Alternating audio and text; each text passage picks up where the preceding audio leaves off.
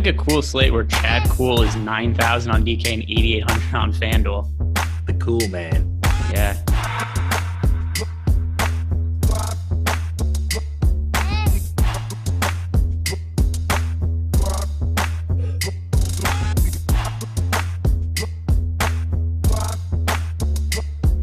Good morning, everybody. Hope you guys are doing well. Hope you enjoyed some baseball action yesterday. There was no NBA, so not a lot of people that are typically playing basketball probably were diving into the MLB DFS streets. And we've got an interesting slate to talk about today. We are sponsored by Prize Picks. Do me a favor as you come in, like the video, subscribe to the YouTube channel.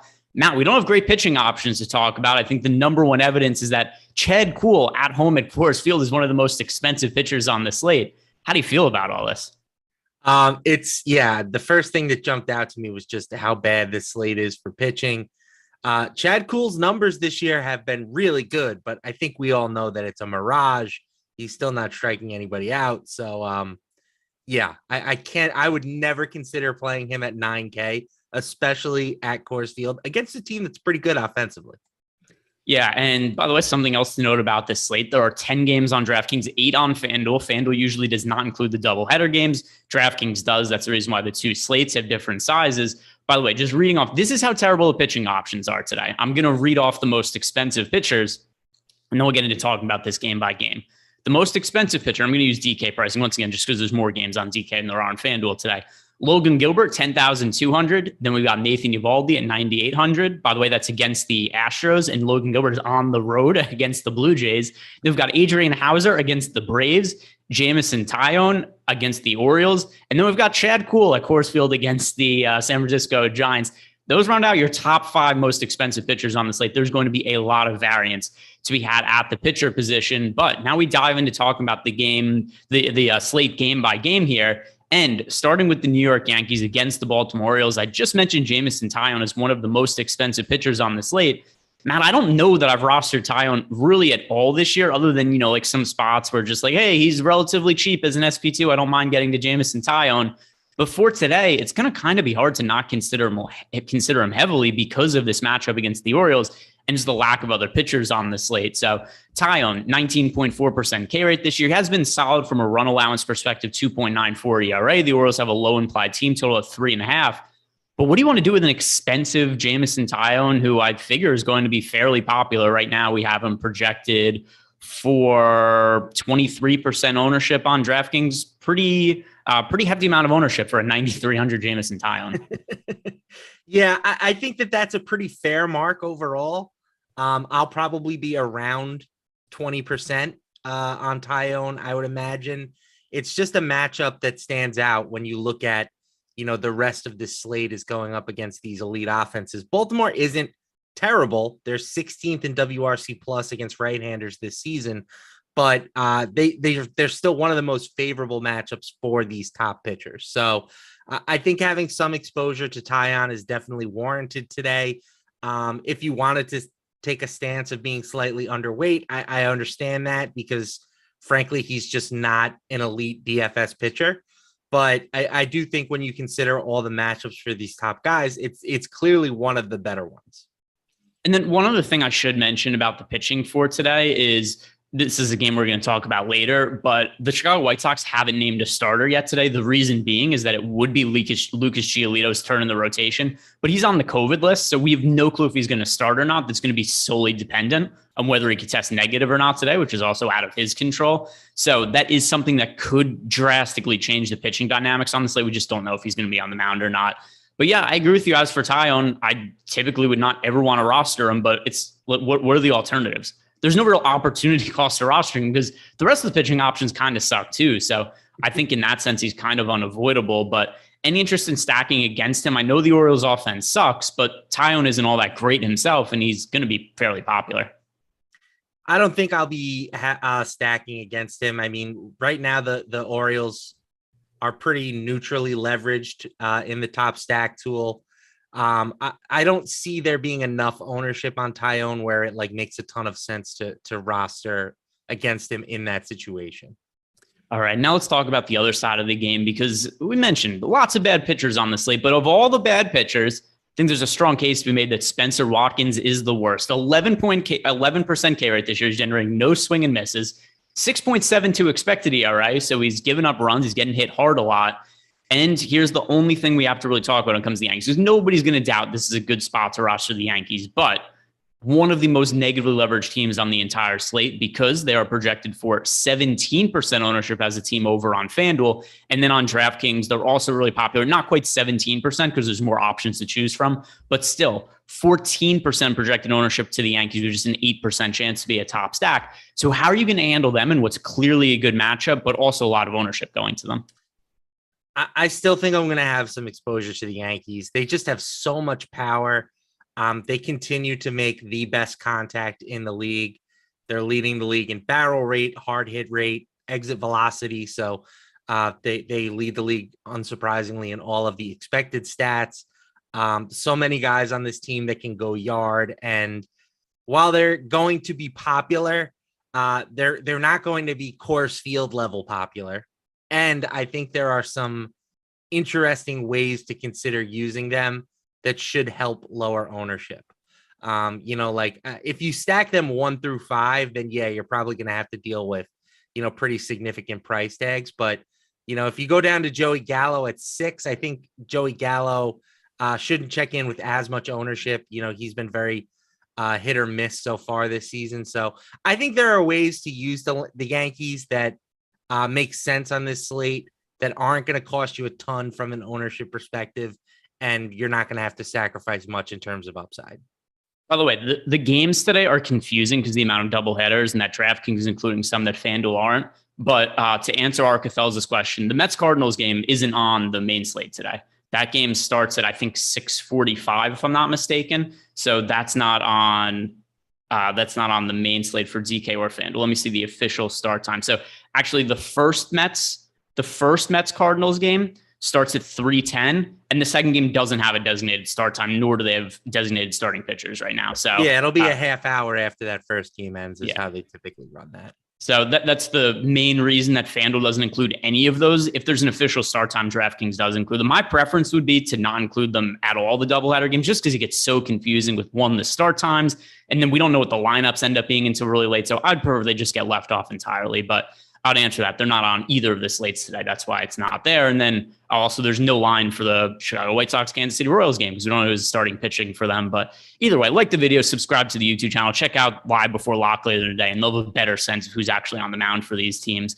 Let's move on to the Seattle Mariners against the Toronto Blue Jays. And how disappointing has Jose Berrios been this year? Because not to say that he's somebody who I thought was going to be a Cy Young candidate or anything like that this season, but pitching has been so aplenty this year, and most guys who are even mediocre starting pitchers have found a lot of success.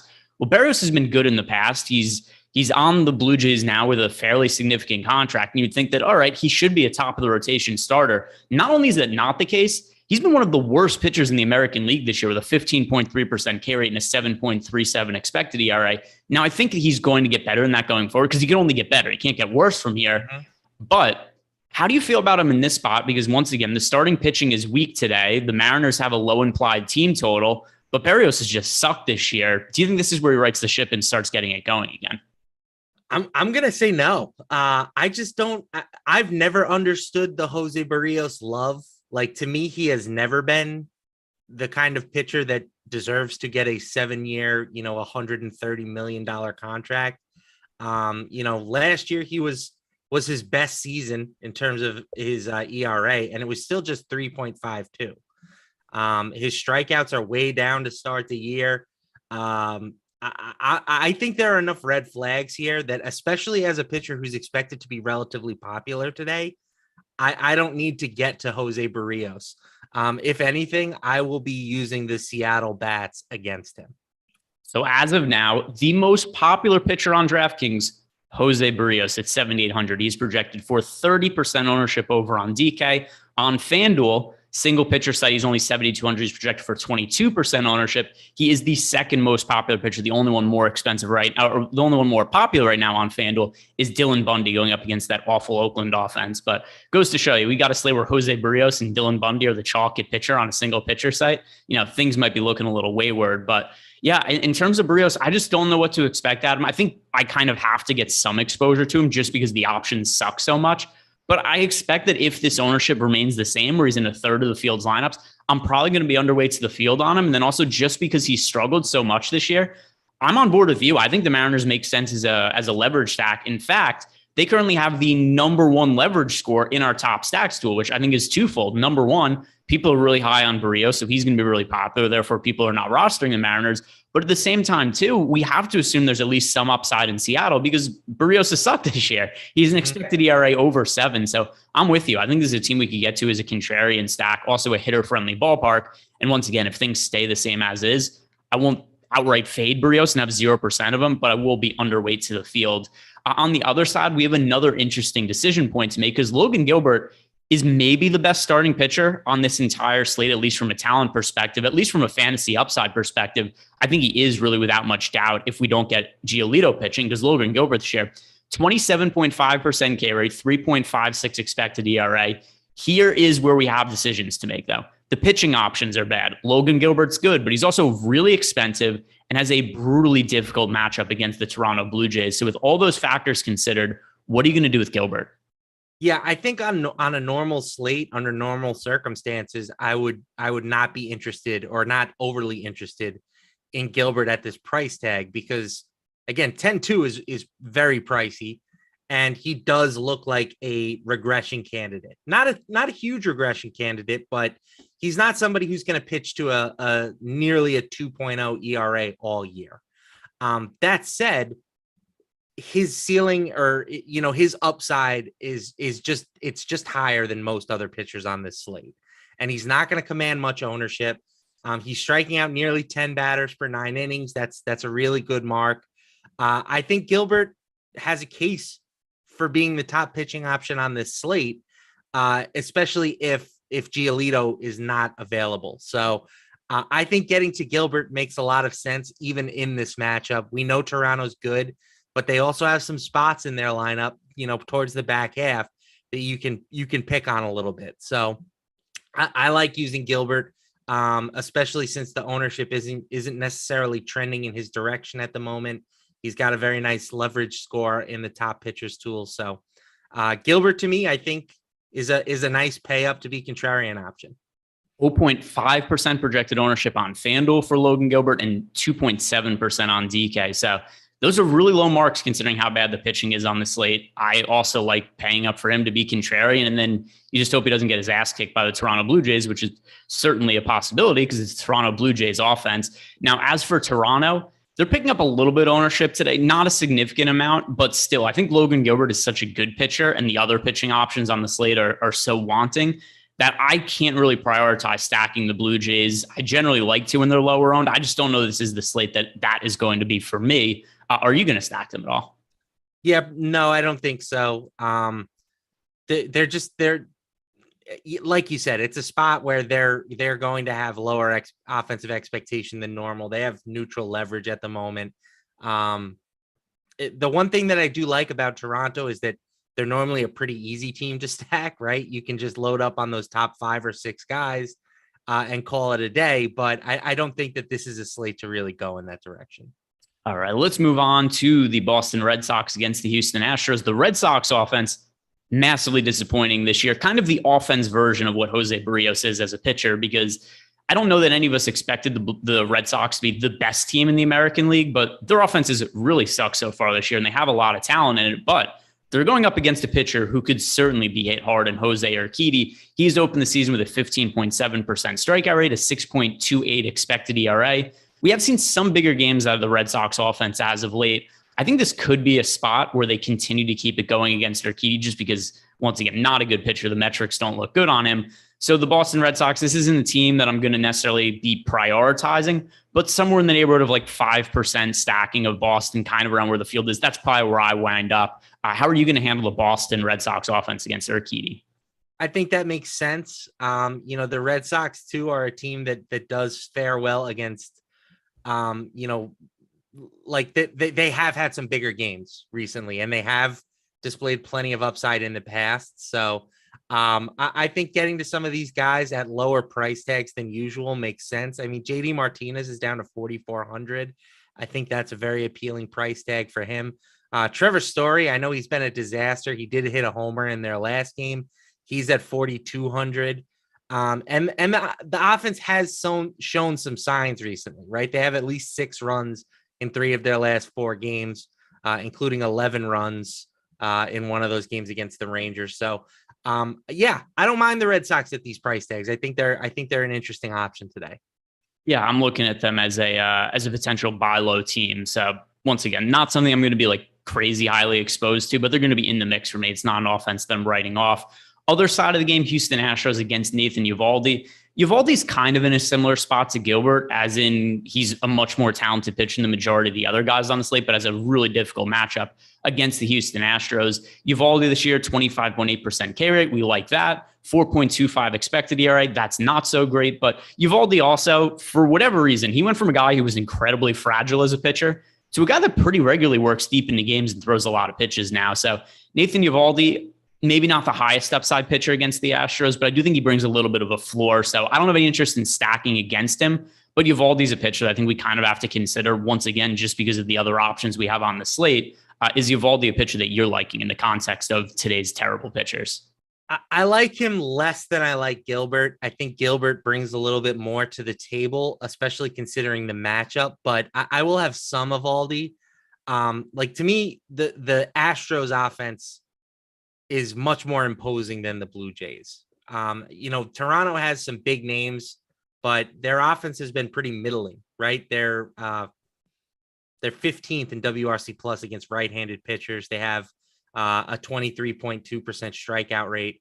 The Astros are 4th in WRC plus, and they have a 21.8% strikeout rate against right-handed pitchers in particular. So I think if you're looking at those two, since they're kind of priced, in the same ballpark, I give a clear edge to Gilbert, but Eovaldi is someone that has upside for a big game. So I won't have as much exposure to him as I will to Gilbert, but I think that having some is warranted. Yeah, and both these guys low owned, 2.7% projected ownership for Gilbert on DK, 6.4% for Eovaldi, just to repeat that number on Gilbert from before. And then once again, over on FanDuel, less than 1% ownership for Gilbert, 4% for Eovaldi. Considering how talented these pitchers are compared to everybody else on the slate, I think it's just not difficult to get overweight to the field on them and feel pretty good about it. Moving on to the next game, and once again, there is no listed starting pitcher of the Chicago White Sox. If you guys are just joining now, here's the situation with Chicago. We have Lucas Giolito, would be his turn to pitch today, but he's in the COVID protocols. So whether he pitches or not today is totally dependent on whether he's able to test negative, get out of the COVID protocols. If that is the case, he would pitch against the Kansas City Royals and pretty clearly be the top starting pitcher on the slate. Would you agree with that? Yes. But we don't know that's going to be the case. So there's not really that much we could talk about in terms of Giolito as a starting pitching option. If he pitches, we're going to like him by default. And then as for Royals as a stack, I'm not going to like them if they go up against Giolito. If they're going up against some Johnny Cueto type again, I would like the Royals. I understand Johnny Cueto shut down the Royals yesterday. Total fluke, though. Cueto just got lit up in the minor leagues and then all of a sudden just makes his return to the big leagues and is able to shut down the Royals offense. But either way, we need more information there in terms of White Sox pitcher to really make it a determination on him and then the Royals offense. On the other side of the game, Brady Singer has been pretty solid so far for Kansas City. The strikeout rate's been looking good. 3.39 expected ERA as well for Brady Singer. So we've gotten some pretty good results out of him. The question just becomes the matchup against the White Sox. Do you think he's able to kind of continue to replicate these numbers? Because once again, decent strikeout rate, low expected ERA, but difficult matchup against the White Sox. Yeah, I'm not a huge fan of Brady Singer today. He has pitched okay. He went down to the minors and got stretched out a little bit. 6 innings in his last minor league start, and then 5 innings in the start before. But he's yet to throw more than 3 innings at the major league level this season. So it's hard for me to back him as a starting pitcher option when we have seen so little of him as a starting pitcher in the major leagues. The price tag is reasonable enough that he can provide value with just a subpar outing. If he goes 5 today and doesn't get lit up, he can potentially pay off a $4,800 price tag. But I think that the White Sox offense is the way to go in that matchup. Yeah, and I think that's a totally reasonable way to look at it. The White Sox do have one of the top overall top stack odds in the top stacks. Well, and something else to consider with them being 8.8% chance to be a top stack on DraftKings, which is the second highest mark on the slate. They're also positively leveraged, whereas the other teams around them, the Dodgers, the Yankees, the Giants, they're all negatively leveraged stacks. So just based on that information, it would be really hard for me to not consider the White Sox a very high priority team. Actually, this might end up being the team I get the most exposure to over on DraftKings. As for FanDuel, they're not on the FanDuel slate, so we don't have anything to consider there. But from a DraftKings perspective, I think it's going to be really hard to not consider them a really high priority. Like I said, they're the only team amongst the top 5 top stack odds teams that's positively leveraged. So that's a team I'm going to want to get to in the White Sox for sure. And then once again, be on the lookout for any updates on the White Sox starting pitcher. Like the video, subscribe to the YouTube channel, check out the Live Before Lock show later on in the day. Let's move on to Chicago, where yesterday the Cubs put up 8 runs in a hurry against the Pittsburgh Pirates. The score was 8-0. And Wilson Contreras, how often do you see this, Matt? Wilson Contreras hit a grand slam in the first inning as a leadoff hitter. Yeah, you very rarely see that, especially when you play for the Cubs, right? That almost never happens. I think I saw it was the first time a leadoff hitter has hit a grand slam. I mean, it's for obvious reasons. We don't see very many grand slams from leadoff hitters in the first inning. First time I believe it happened since 1986, and Wilson Contreras did that last night. As for today, though, the Cubs have a much more difficult matchup. Yesterday, it was Bryce Wilson, who the Pirates went with an opener in Dylan Peters, but it was Bryce Wilson pitching behind, and Bryce Wilson sucks. He came in with the bases loaded and immediately walked a run in with the bases loaded, then give up the grand slam to Wilson Contreras a little bit later. JT Brubaker, this is a pitcher I like a little bit better. 24.3% K rate, 3.95 expected ERA. Brubaker never really gets that much ownership in DFS. Today's a little bit of an exception because, like, where else is anybody going to go? But as far as an SP2 option goes, I could get behind the upside on Brubaker, even at 20% ownership, because once again, he's cheap. He's not great, but he's not terrible either. But I like the strikeout upside, and that's what a lot of the other cheaper pitchers on the slate don't deliver. So I'm going to be rostering Brubaker quite a bit here. Will you? Quite a bit, I think, is a stretch. I don't want to have so much exposure to Brubaker. I will have some. He does have excellent strikeout upside for a pitcher of his caliber, but he still has pitched to a 5.34 ERA this season. I think he's somebody to have some exposure to. I liked him a lot more on previous slates when he was more in that 6K, 6,500 type range. The salary isn't super imposing today just because we don't have a lot of pitchers that we want to pay up for. So 7,500 isn't a killer, but I do think that it's a touch high for him overall. Yeah, I mean, I could see that, but at the same time, I'm comparing it to the other pitchers around him. And James Kaprielian is 7,700 against the Twins with the same ownership. Then we've got Jose Berrios. You and I both have reservations about him. He's at 7,800 and far more popular than Brubaker. And then the other guys in this price range, it's Tucker Davidson, Reed Detmers, Taylor Hearn. I kind of think Brubaker might be the best pitcher right now of all those guys. So I'm just comparing it to the other guys in the price range. Like, do any of those guys look? I mean, technically, I guess Berrios is the best starting pitcher of all those guys, but he's also so much more popular than everybody else. So when I just group those guys together, that's why my preference is JT Brubaker. Like, if you look at the guys in the 7K range on DraftKings, is there anybody you prefer to him? Yeah, I guess not. Especially, the matchup against the Cubs is a good one, right? I mean, the Cubs have the 5th highest strikeout rate. So you take a guy with some strikeout upside and you put him in a strikeout friendly matchup. All right, you've convinced me. I feel convinced. JT Brubaker, the best 7K pitcher on this slate. It's not saying much. Most of the options are terrible. He's just the least terrible options of the other guys there. And the matchup isn't awful. The Cubs offense this year, I don't think it's going to be particularly good. No. I know, like Art Cafelzo was mentioning in the chat that Seiya Suzuki got off to a really good start, but the BABIP was really high at that point in time. And don't get me wrong, I think Seiya Suzuki is still really good. I expect him to win the National League Rookie of the Year, but I think what he did in the first few weeks of the season likely isn't sustainable. And then he suffered an ankle injury and he just hasn't quite been the same since that ankle injury. He went 1 for 5 last night, if I'm not mistaken. The one hit was, I don't know if you saw this, but he hit a pop-up to second base and it just got lost kind of in the lights and then dropped in for a hit. It should have been ruled an error. For whatever reason, those never get ruled an error. If a fielder just loses it in the light and it falls next to him, it's like, oh, he didn't touch it. It can't be an error. No, it should be an error. It was a shitty field that say Suzuki had yesterday. On the other side of this game, Keegan Thompson, he's not been awful this year. 20.8% K rate, 2.94 expected ERA. He's going up against the Pirates team that got totally shut down by the ghost of Wade Miley yesterday. Wade Miley, who's totally washed, has nothing left in the tank. So much to the point that DraftKings priced him at $4,400 for a pitcher yesterday. The cheapest price you'll see from a starting pitcher, other than just somebody who's debuting with the pricing algorithm hasn't adjusted for. And the Pirates didn't even come close to touching Wade Miley yesterday. Does that leave you any optimism that Keegan Thompson could do something similar? So here's the thing. I like Keegan Thompson in this spot. I just don't think he's going to pitch deep enough, right? He has yet to go more than 4 innings in a game. He's only made 1 start, and that was in his last outing.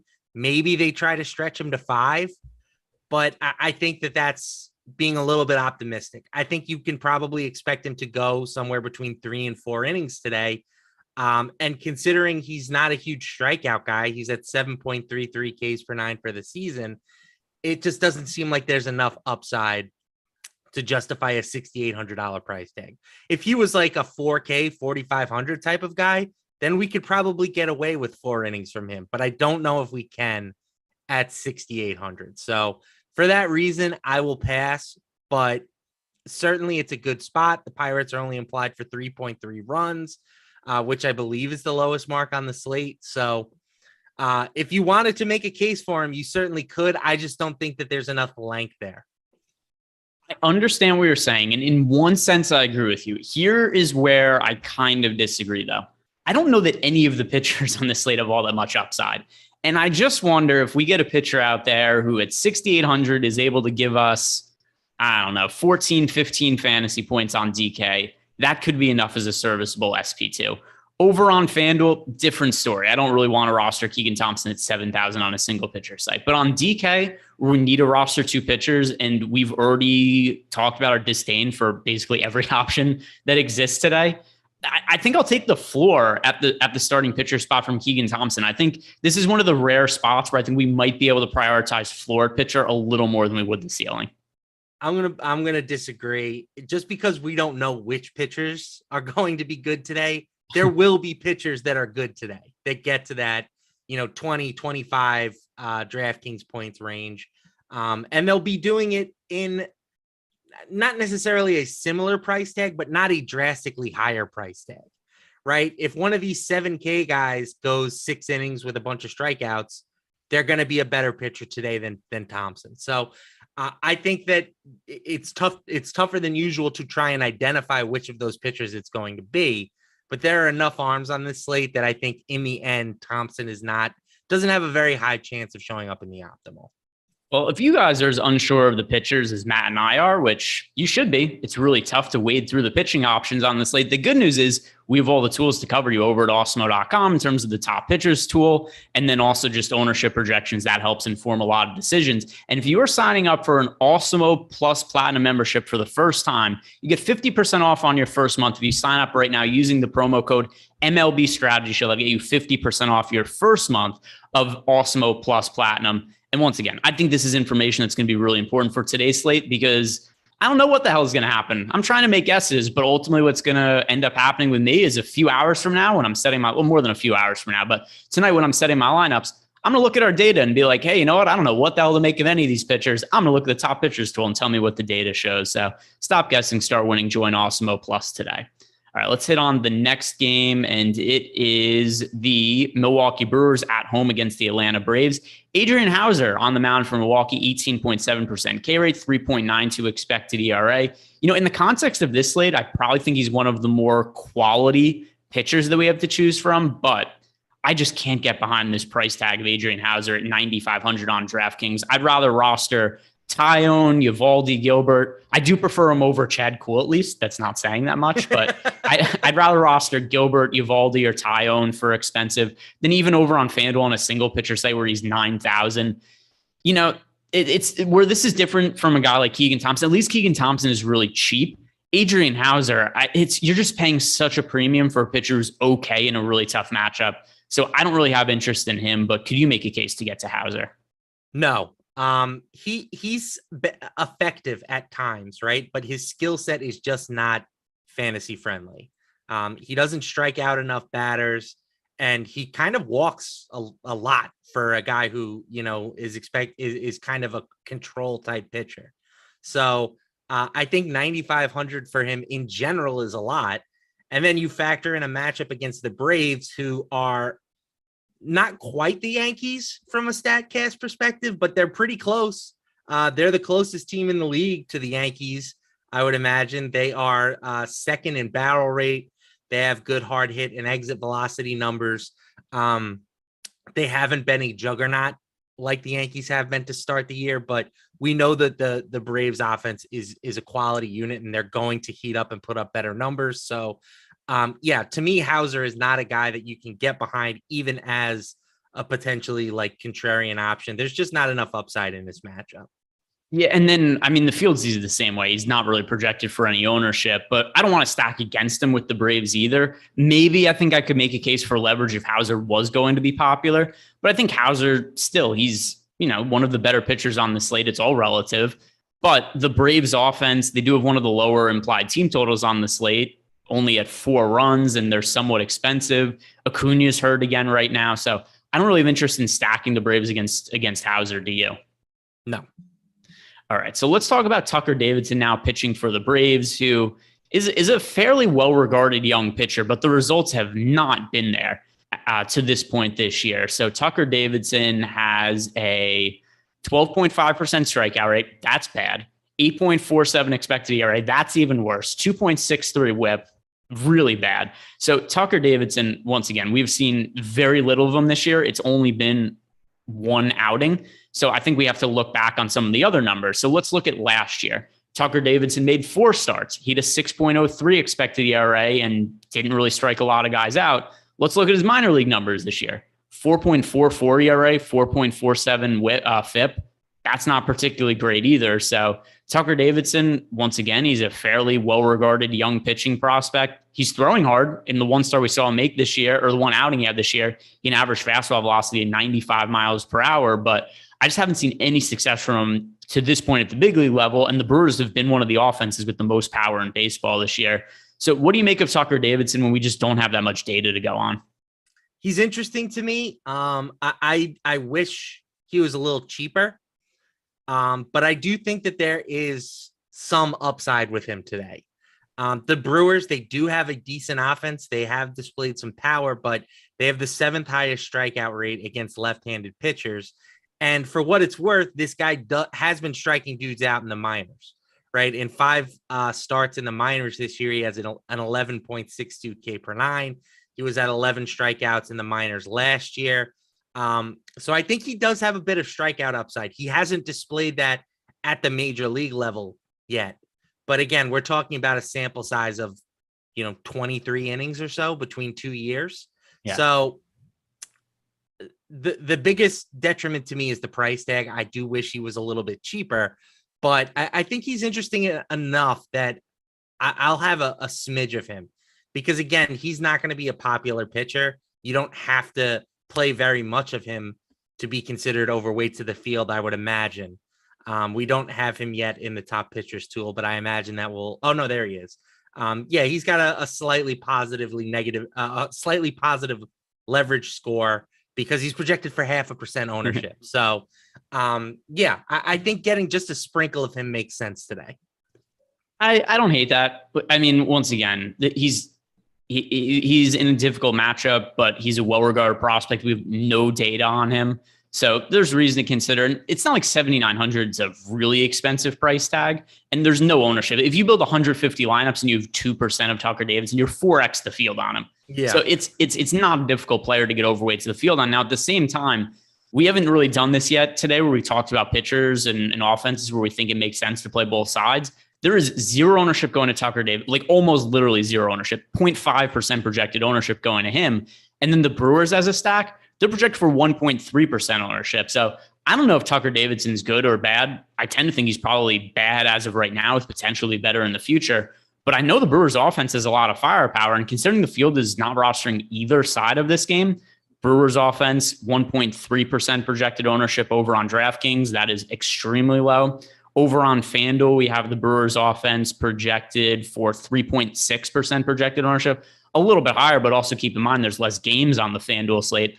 I want to be overweight to both sides of this. And it doesn't take that much of an investment. You play 5% of both sides and you're way overweight to both. Are the Brewers a team that you're looking to stack it against Davidson? I think that makes a lot of sense. My one concern is that the Brewers are a much better hitting team against right-handed pitchers than left-handed pitchers. Because the two guys that you want to roster the most for the Brewers are Christian Yelich and Rowdy Tellez, and they're both left-handed bats. I will say Hunter Renfroe is a known lefty killer, so his appearance on this team is definitely a positive for them as a left-handed hitting unit, but it's still a spot where the Brewers have been pretty subpar against left-handed pitching. So I'm with you that they have some upside because they have some good hitters in their lineup, but I think I'll probably have less interest in them than you will. All right. Well, the next game we have to talk about one of the top young pitching prospects in baseball, and he's coming off a no-hitter, Reed Detmers. Does it bother you at all when pitchers have no-hitters or they just pitch entirely to contact? Because Reed Detmers last time out against the Tampa Bay Rays pitched 9 innings, only had 2 strikeouts, 1 walk. And, obviously he finishes the game with a no-hitter. He had a 4.66 xFIP for the game. I hate to tell people that there are bad no-hitters. As far as no-hitters go, this is probably one of the weaker ones. Does it bother you when guys have no-hitters that are this bad at been luck dependent? Because when I'm watching I always turn on no-hitters in the 8th, 9th inning, generally to root for the pitcher. But if they have no strikeouts, I'll root for the offenses to get on base because this guy doesn't deserve it. Or if it's like the Edwin Jackson no-hitter where it's like, oh, cool, he's in the 9th inning. He's at 156 pitches and he's walked 6 batters. I'm like, well, what are we doing here? Reed Detmers, talented young pitcher, certainly has potential to be a top of the rotation starter. But I wouldn't read too much into the no-hitter from last game. I don't think he's quite that good of a pitcher as of yet. But what's your take on pitchers who just don't strike anybody out in no-hitters? I think, unfortunately, that's kind of the only way we're going to see them moving forward, right? You have to keep your pitch count down. I mean, we've already seen a bunch of times this year where guys have taken no-hitters or even perfect games in Clayton Kershaw's sense. And if the pitch count is too high, the manager is not going to let you finish the game. So the only way to really do it is you have to pitch to contact and hope that you get lucky. I don't think that it's as impressive as it used to be, right? I mean, like you said, it was very luck dependent. You have a no-hitter with 25 balls in play. But I think, unfortunately, it's kind of a necessary evil of the way that pitchers are managed in 2022. We just saw a no-hitter a few days ago where the Reds lost. Right. A combined. They lost. Yeah. Even though it's technically not a no-hitter by major league rules. I mean, they allowed no hits. As far as I'm concerned, that's a no-hitter. Wait, because got to go 9 innings, Greg. All right. Here's what's crazier to me. The Rich Hill game where, remember, he pitched 10 no-hit innings, if I'm not mistaken, but he doesn't get credit with a no-hitter because the game kept going. But we also then don't get the no-hitter where it's somebody goes 8 innings and doesn't get they allowed no hits. That's a no-hitter as far as I'm concerned. What is these? It's not his fault. It's not his fault. The offense. It's not their fault. The offense sucked. The offense scored 0 runs. That Major League Baseball has stupid rules, then yes, I agree with you. Yeah, and I mean, losing. How many pitchers do you think have thrown a no-hitter that they've lost in the game? 6. It's happened 6 times since 1901. And that doesn't include the 8 because I would assume it's probably about doubled for the 8 innings. If the 8 innings ones don't count, right? No, well, this is teams that have allowed 0 hits and have lost the game. It's happened 6 times. And that includes the Pirates the other day? Correct. Yes. All right. I stand corrected then. That to me is an accomplishment then. That's still more than I would have thought. It's got to be. It's really friggin' hard to lose a game where you don't give up a hit. Yeah, and so because this has brought up some discussion in the chat, but Josh Gillum said what pitcher got the no-hitter on like 145 pitches. The one I remember most recently is the one I mentioned before, Edwin Jackson, who walked like 6 hitters in that game. Johan's no hitter. Well, it ruined his career. It's a no hitter. He gave up a hit, but it's a no hitter. Yeah, it destroyed his career. And I mean, again, it was worth it, but it sucked at the same time. Oh my God, Edwin. Do you know how many hitters Edwin Jackson actually walked in his no hitter? Like I thought it was 5 or 6. I thought it was. I just looked it up. What's that? I thought it was 7. It was 8.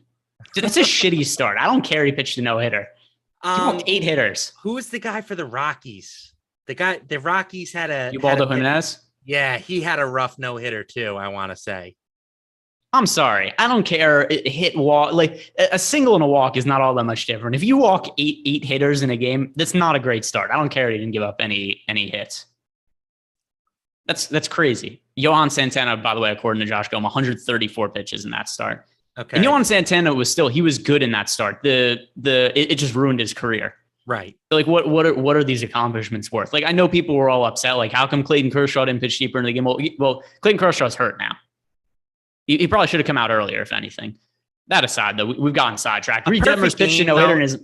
To me, a perfect game and a no-hitter are different. Yeah, obviously. You gotta let Kershaw go for the perfect game. No, I don't agree with that. I mean, he's hurt now. They need the Dodgers. The Dodgers' aspirations are for playoff success here. And has Kershaw had a perfect game before? I think a perfect game in terms of like the annals of history, I think that matters more to Clayton Kershaw than him winning another ring does. I disagree. Has he thrown a perfect game before or just a no-hitter? No. The amount of perfect games in MLB history is like there's only like 20 some odd. And Kershaw does not have one. Let's see. How many perfect games in MLB history? There have been 310 no-hitters, 21 perfect games. The most recent perfect game was 2012. It's a while ago. That was a while ago. All right, let's talk about Reed Detmers, who did pitch a no-hitter in his last start, only struck out 2 hitters.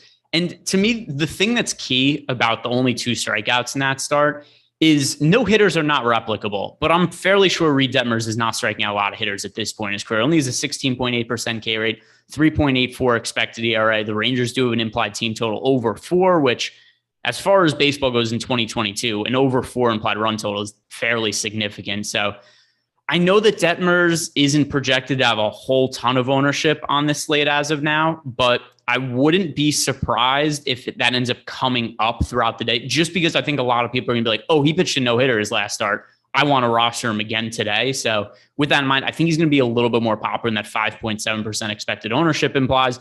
Ultimately, I don't really want to get exposure to Detmers, nor do I really want all that much exposure to the Rangers. What are you doing with this pitcher versus offense matchup? Yeah, I think if anything, if Detmers' ownership does come up a bit, I would be more interested in going to the Texas Bats at that point. Not as like a priority stack, but just a team to have some exposure to as a leverage play. Detmers, to me, like you laid out all the evidence against him. He's just not that good of a pitcher at the moment. He's thrived this season thanks to a 174 BABIP. That number is clearly unsustainable, despite the fact that he threw a no-hitter with only 2 strikeouts. Like he's going to start allowing some hits on balls in play. So yeah, I think Detmers is at the moment, he's not striking out enough batters to really be a viable fantasy pitcher. Yeah. Oh, and by the way, people now in chat bringing up Armando Galarraga, who I believe that he is like a lawsuit or something against baseball. He's trying to get it in court changed to a perfect game. And hey, umps got to be perfect too. Yeah, that's true. Not a perfect game. You need your offense to score at least 1 run, which is nearly impossible for the Cincinnati Reds. And you need the umpires to make the right calls, which Jim Joyce did not do in the Armando Galarraga game. On the other side of this game, we have Taylor Hearn starting for the Texas Rangers.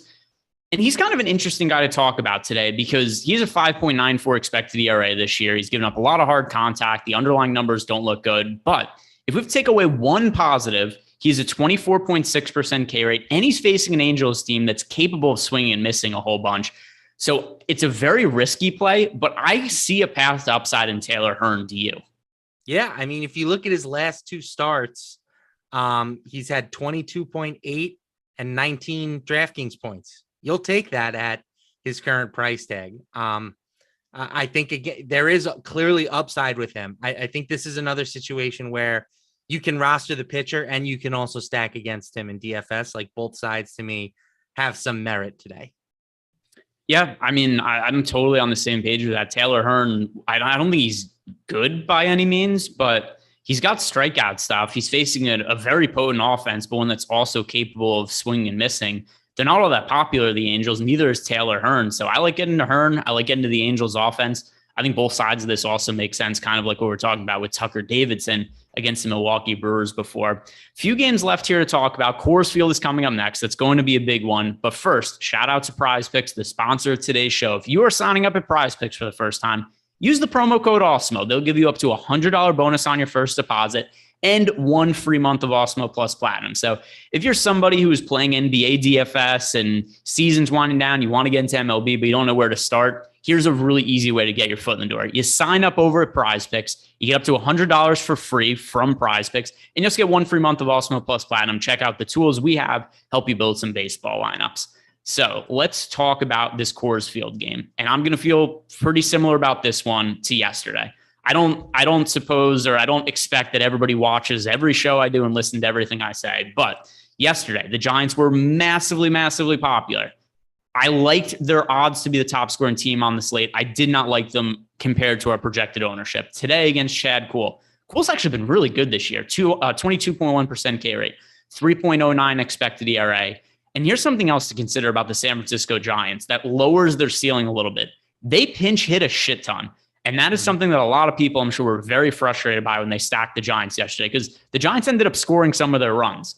But the runs came, largely from their backup catcher, Kurt Casale, who was very low owned yesterday. And then a lot of the players that people rostered, a little more heavily from the Giants, they got like 1 or 2 at-bats and they were pinch hit for once the Rockies went to their bullpen. So that's something we always have to be concerned about when it comes to the San Francisco Giants.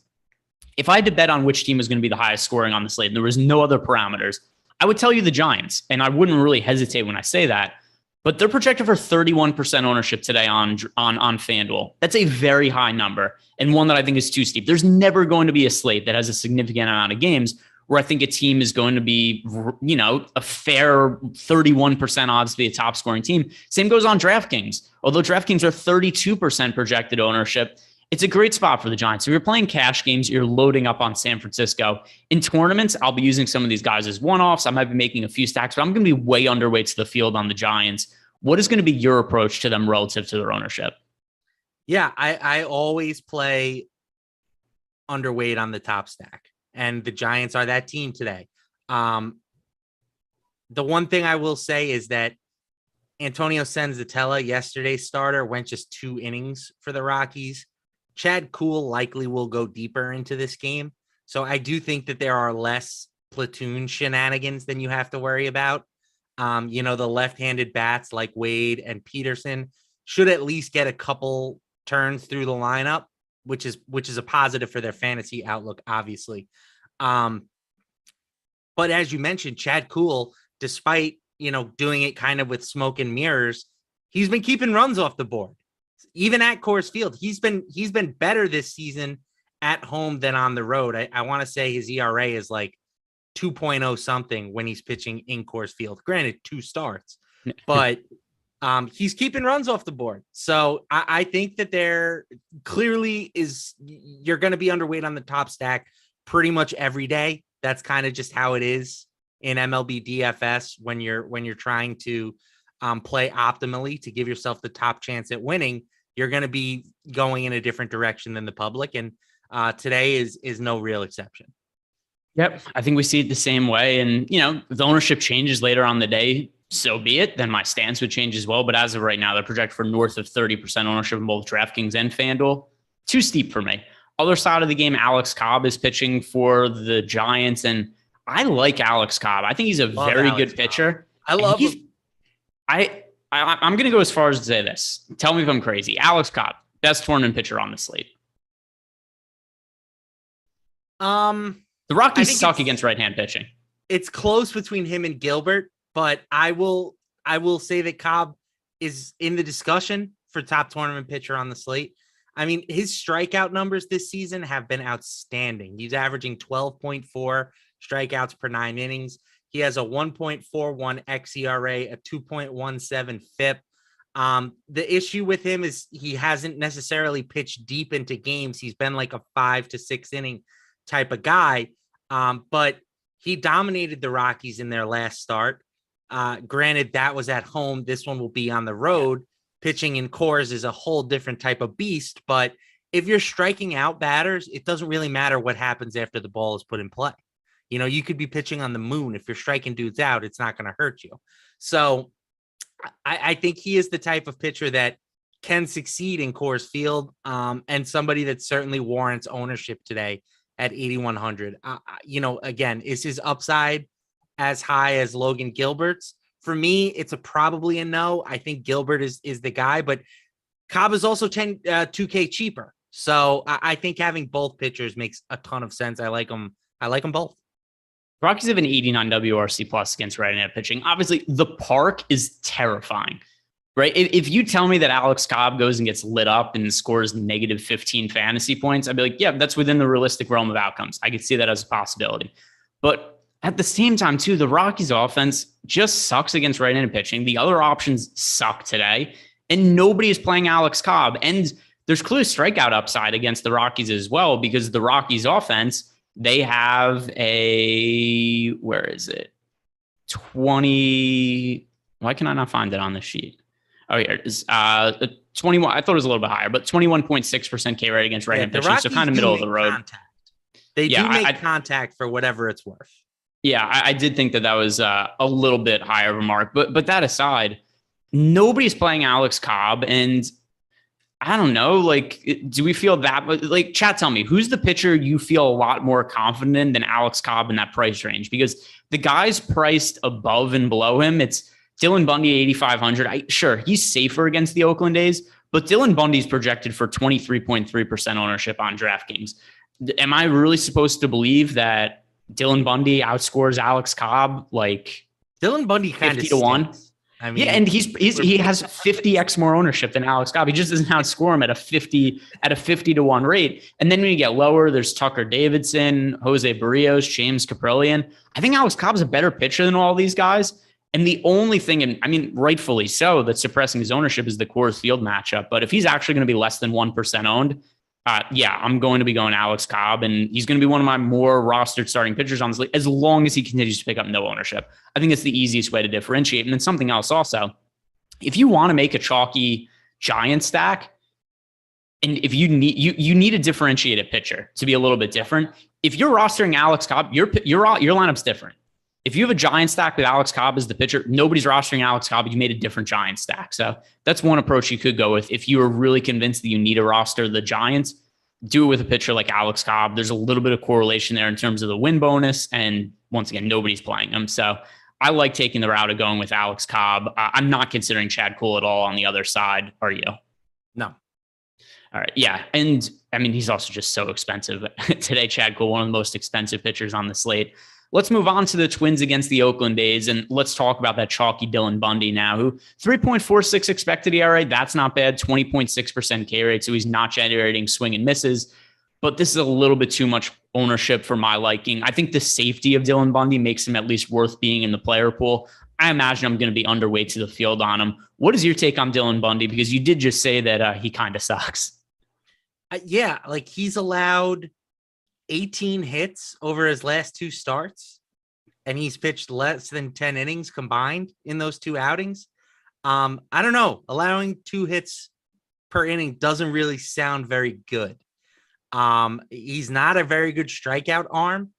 I guess that it's just purely the matchup is why he is so popular today.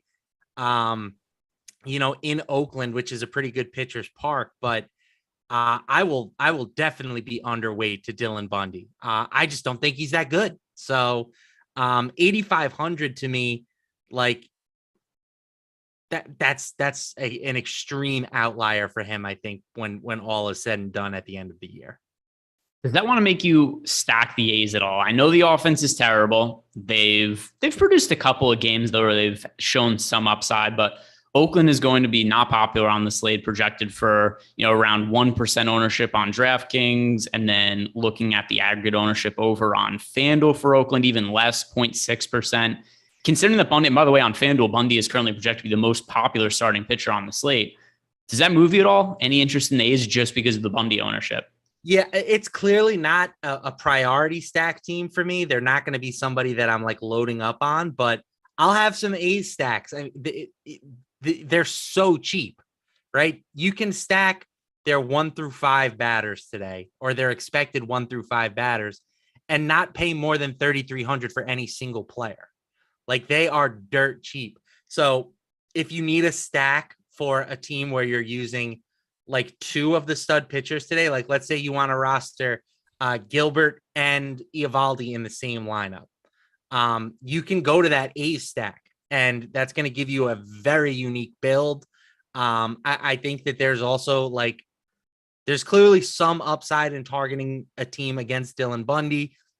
So they right now have the second highest leverage score, positive leverage score in our top stack tool. I think that it's an interesting route to go. It's not one that I will have a ton of exposure to, but I think it's viable. Yeah, and then one other thing I will add about the Oakland A's as a stack, it is going to be reliant on if Giolito pitches or not.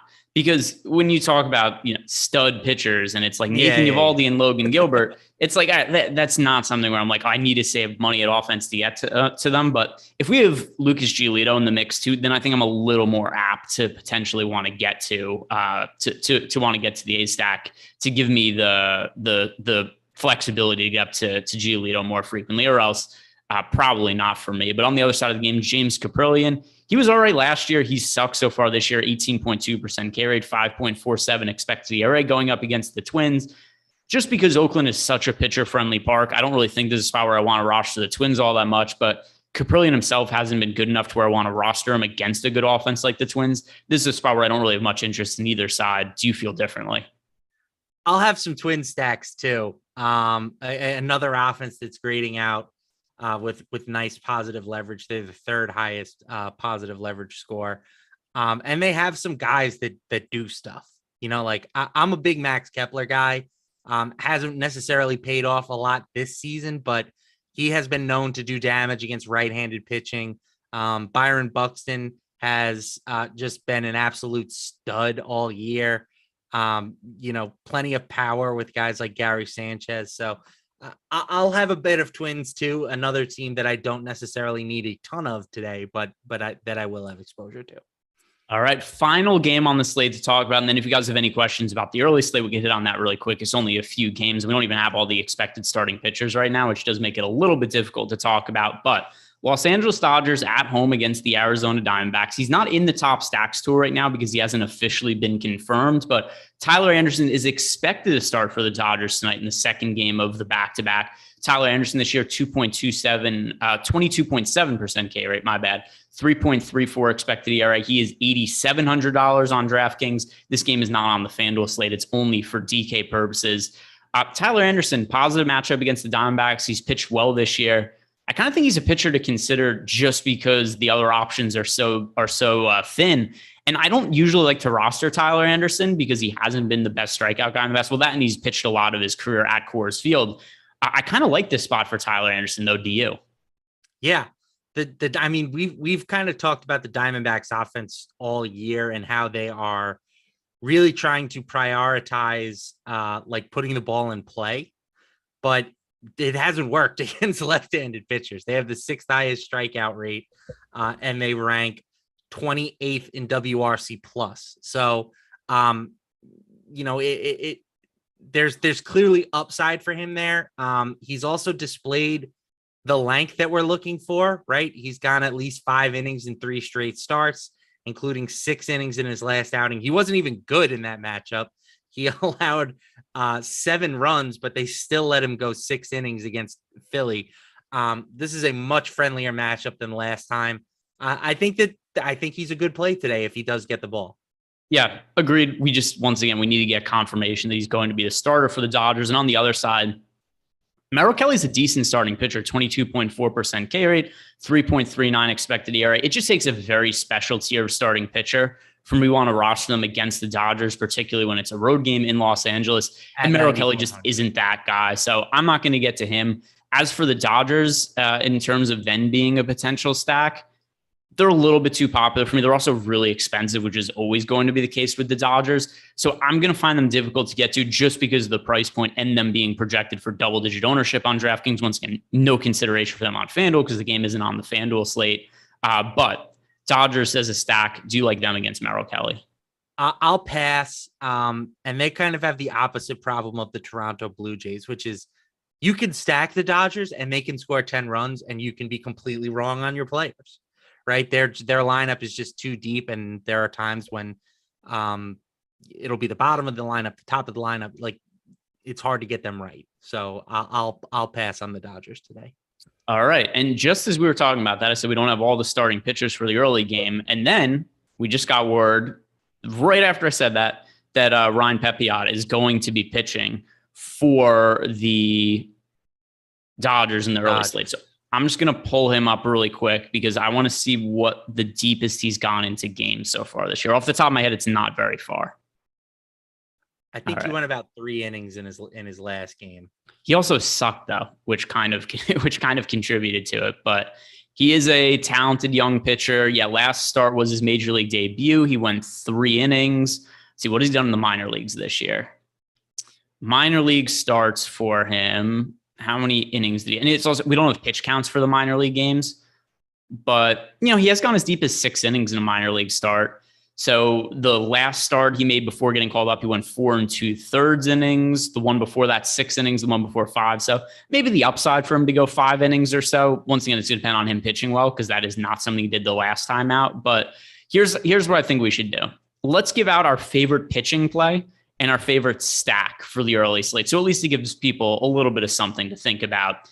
As for the pitchers, I mean, it just has to be Dylan Cease. I don't see another way around it. The rest of the pitchers we're looking at, it's now Pepiot, Trevor Williams, Jonathan Hearn, Tyler Gilbert. It's Cease by a mile. He's unavoidable. Dylan Cease, low-key stud. Not even low-key. Yeah, we've talked about a lot of pitchers on this slate where I'm like, man, I kind of like him, but he's pricier than I want him to be. I don't understand why Dylan Cease hasn't cracked 10K yet. So he's priced too cheap for what he has done this year. I think he's the clear top choice.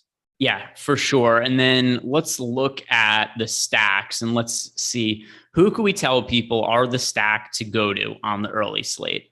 Got the Dodgers against Tyler Gilbert, White Sox against Jonathan Heasley. The Diamondbacks are positively leveraged against Ryan Pepiot, but I don't know that I could really love getting to that. I think the one I feel most inclined to get to would be the White Sox against Heasley. Where do you stand on the early slate? If you have to tell people one stack to make for a single entry, who would you tell them? I would say take the St. Louis Cardinals. They're taking on Trevor Williams for the Mets today. Trevor Williams, just not that good of a pitcher. 5.73 ERA this season. His expected numbers are a little bit better than that, but we have seen plenty of Trevor Williams from his time with the Pirates and then last year also with the Mets. He's an average arm, and the Cardinals offense is trending in the right direction. Obviously they put up that massive 15 spot on Sunday Night Baseball. So I think that they can do some damage today against Trevor Williams. So it looks like we are not going to have Lucas Giolito starting for the White Sox in the late game. Davis Martin announced as the starting pitcher for the White Sox. So there we go. No Lucas Giolito for tonight. Would have been cool if we got that information 30 minutes ago instead of as we were signing off. But it is what it is. No Lucas Giolito for the night. It is going to be Davis Martin starting for the White Sox. Check out our baseball content later. And also, Terry McBride, T McB, he's in the YouTube chat. He always writes a great baseball article. So check that out over at awesemo.com. It's a free article. Check it out. Great article, great content. Terry puts a lot of time into it. Do us a favor, like the video, subscribe to the YouTube channel. Hope to see you guys later, and good luck tonight.